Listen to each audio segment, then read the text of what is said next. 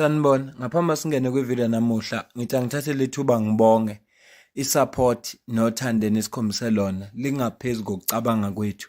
Siyacela niqhubeke nisupporte njalo ngokubuka amavideo ethu, ungakhohlwa ukukhomenta, ushare, ulike. Siyafisa ukuzwa umbono wakho. Sicela ke singene kwivideo namuhla.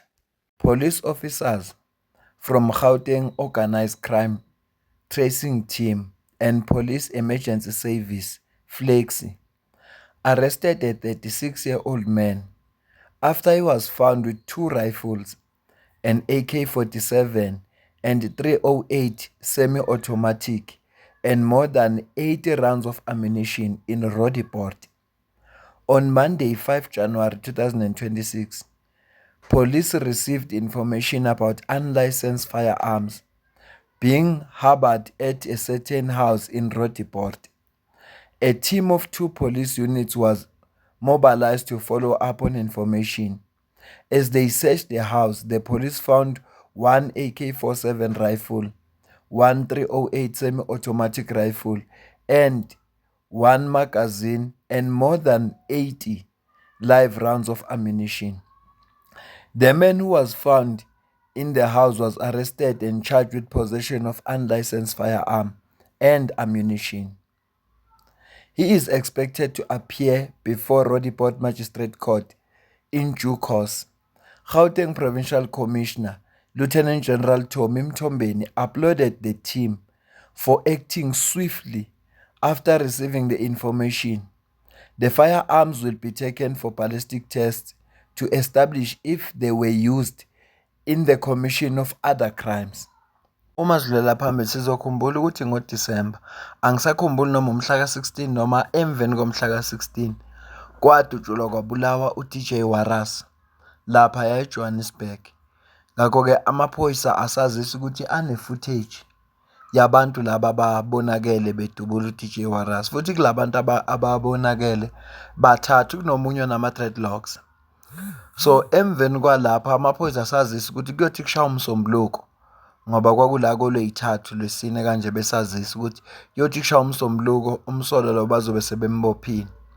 Ngomsombuluko basibikela ukuthi kunabasolwa ababili ababathathile for questioning.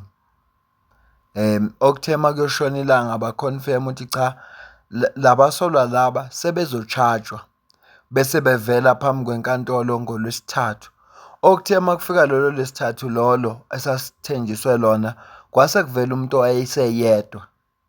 Kusho lo munye base bemkhululile wayesesele seyedwa, umfoka amajola, lo kuyena osolakala manje ngecala lokubulala uDJ Waras. Ngikhuluma kanje into ngizama ukukukhumbuza ukuthi ngalo leyasuku kuyathi enkantolo uzobuya namhlanje ngomhla ka-6, futhi abameli bakhe uthe ucela ukuthi asiwe kwadokotela ngoba amaphoyisa amshayile ulimele. Bambona-ke abantu wayiqhuka-ke engena enkantolo, noma esephuma futhi enkantolo wayiqhuka. Lifikile kusuku la ngomhla ka-6 le inkantolo yathi uzovela ngalo, uvelile-ke phambi kwenkantolo, kodwa icala lakhe lahlehliswa. Engifisa ukubalula kakhulu la yilokhu ukuthi wacela ukuthi ucela ukusiwa kadokotela ngezathu sokuthi amaphoyisa amshayile. Ibalulekile leyo phathi leyo, ikakhulukazi ngoba wonke umuntu la eSouth Africa unamalungelo. Ngisho noma kuthiwa umuntu ubulele unamalungelo, ikakhulukazi umuntu maye umsolwa, ngoba phela inkantolo kusafuneka improve ukuthi lo muntu lona kufuneka istate silethi evidence ezoprove ukuthi ngempela ukwenzile lokho asolwa ngakho. Ngakho-ke kufanele amalungelo wakhe athendwe. Ngizokucaphunela ivideo lasenkantolo uzwe ukuthi amaphoyisa agcine emhambisile na kwadokotela noma wamhambisanga.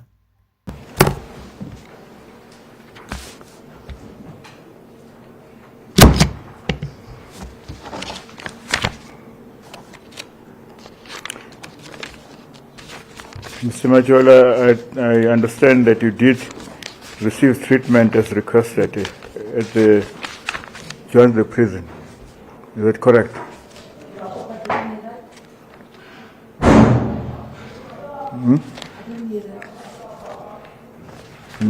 You want me to repeat? Right, Mr. Machola, I understand that you did receive medical treatment as requested at the Johannesburg prison. Is that correct?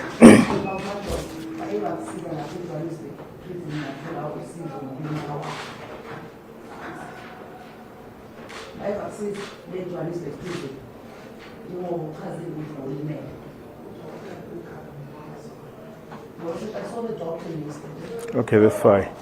Abangezwanga kahle bayambuza uMajola ukuthi akaqinisekise ukuthi ngabe ulitholile usizo na njengoba wayecela ukusuka kwadokotela. I thought udinga i-medical attention ngoba amaphoyisa amshayile. Ulitholile na usizo? Uthi yena mayiphendula udokotela bekuyikhani noma bekuyini ma embona izolo. Okusho ukuthi uMajola kusuka ngomhla ka-24 ngoba phela wayivele ngomhla ka-24 kuDisemba 2025 enkantolo. Udokotela uze wambona ngomhla ka-5 kuDisemba 2025. Ake sibale insuku mhla ka-25, 26, 27, 28, 29, 30, 31. 1, 2, 3, 4, 5. After 11 days udokotela uzombona ngosuku luka-12. Is it fair? Ngoba umuntu osolakalayo usuke ngalahliwe icala. Ngoba nabalahlwe icala mabegula bayathathwa basuwe ukuthi bawuthola i-medical attention.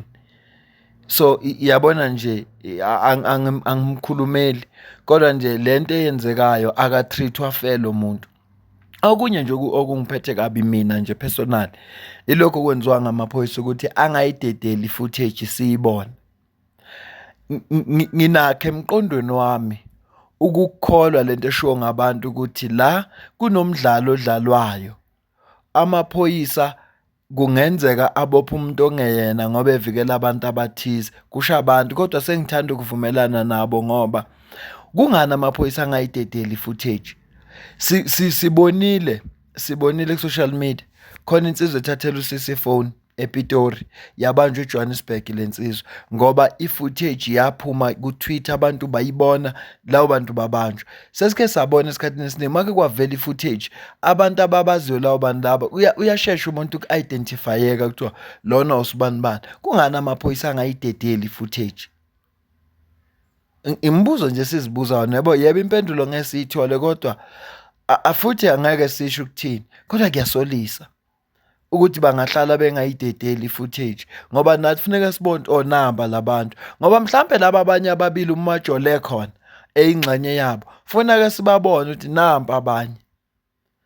Ngingene kuma comment ngafunda ama comment evideo le ethathwe iSABC ile yasenkantolo izwa abantu bethi lento iyafana nesenzo Meyiwa case sikahlahle sikusenzo Meyiwa trial 2.0. Angisho mthi kunjalo kodwa lokhu nje okwenziwa ngamaphoyisa. Yazi amaphoyisa kunento akwazi ukuyenza kangcono. Amaphoyisa ayakushaya. Kodwa mzukwane sekuthiwa liyakhulunywa icala aphika mengentaba athi wona awakaza kulokothe. Alikho iphoyisa lake lafika enkantolo lathi hayi mina vele simshayile alikho nelilodwa. Kunalokho ayafakazelana kuze kuthiwa no ngesikhathi efika epolice station wayibukeka nje bonakala ukuthi lo muntu lo akalimele ndawo akashayekanga.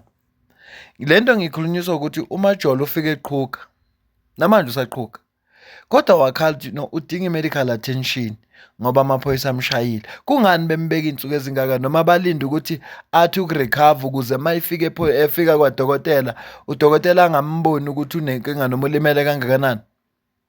Kwenziwa yini ukuthi amaphoyisa engamusi kwadokotela?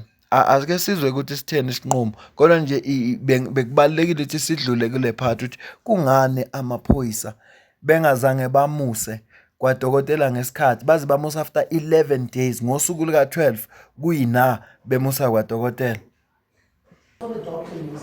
Okay, that's fine. All right, this matter is adjourned until the 13th January 2026, Johannesburg 13 for bail application. You will remain in custody, sir. Thank you.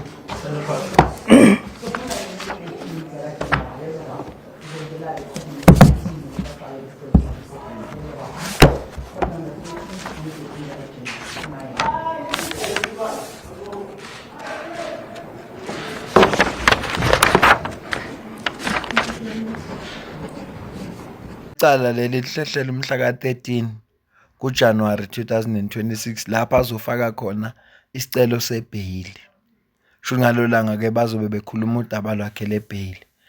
Asazi-ke kuzothiwani, kuzodipenda ukuthi inkantolo mayilalela izethulo zikamshushisi ezobe zithi kungani ngafanelanga ayithole ibheyili, noma ezommeli wakhe ezothi kungani funeka ayithole ibheyili, okanye mhlawumbe umshushisi mayengayi-ophozanga indaba yebheyili. Kodwa konke lokho sokuzwa ngomhla ka-13. Akanamacala-ke akaboshelwa wona ngaphambilini uMajola. Alikho nje icala ebelisavelile elimveza njengomuntu wakwaboshwa ngaphambilini. Shuthi mhlambe ngenzeka kuba leli icala lakhe lokuqala elimjikise enkantolo. Asisho ukuthi akanawo amanye amacala. Asazi, sizozwa kodwa inkantolo izoziveza izinto ukuhamba kwesikhathi. Kodwa nje esikwazi ukuthi ngeviki elizayo uzofika enkantolo ezofaka isicelo sakhe sebheyili. Ilapho kuzozwakala khona ukuthi ithini inkantolo mayelana nodaba lwakhe lebheyili. Mina nawe asidibane kwivideo elandelayo. Ngiyacela ukuze ukuphawula kwakho la ku-comment section ngayo lonke lo daba esilixoxayo. Ikakhulukazi leli nje lokuthi kungani amaphoyisa engamhambisanga kwadokotela bese bemusa izolo. Bebengamusi kwadokotela babegcina icala bazi ukuthi uzoya enkantolo lamuhla na. Mina ucabanga kwami ukuthi kungenzeka kuba lo muntu lo bamuse kwadokotela wabethi no, we are ticking the box nje ukuthi kuzothiwa simsile kwadokotela,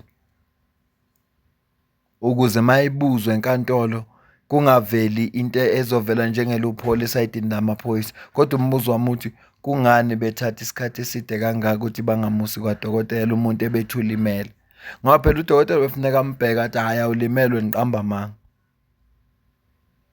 Udokotela ufuna asho njalo. Kukabili-ke la kungenzeka ukuba amaphoyisa anendlela asebenza ngayo, futhi umuntu omsolwa akanawo amalungelo njengomuntu ongasumsolwa.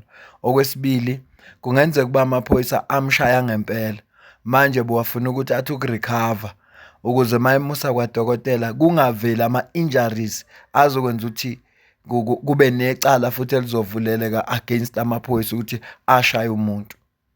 Cabanga kwami-ke lokho, ngoba ngokwazi ungathatha iy'nsuku eziwu-11 umuntu uzomhambisa ngosuku ka-12 ebethula elimele ngaso sikhathi.